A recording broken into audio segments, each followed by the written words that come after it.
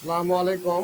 সুপ্রিয় শিক্ষার্থীরা, দেখো, দুই অঙ্কের সংখ্যার বর্গ করতে গেলে এককের ঘরে যদি 5 থাকে তাহলে আমরা কিভাবে বর্গ করব সেই নিয়মটা এখন তোমাদেরকে শিখাবো। সহজে তোমরা 2 সেকেন্ডে করতে পারবে।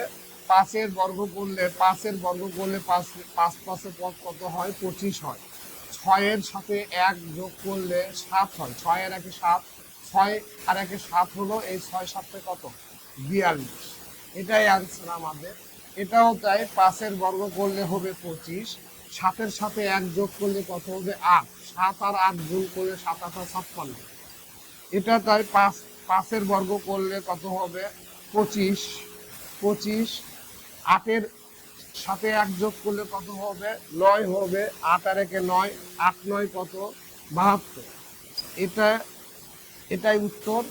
এখন এটার উত্তর কত হবে তোমরা কমেন্টে জানাও। ধন্যবাদ।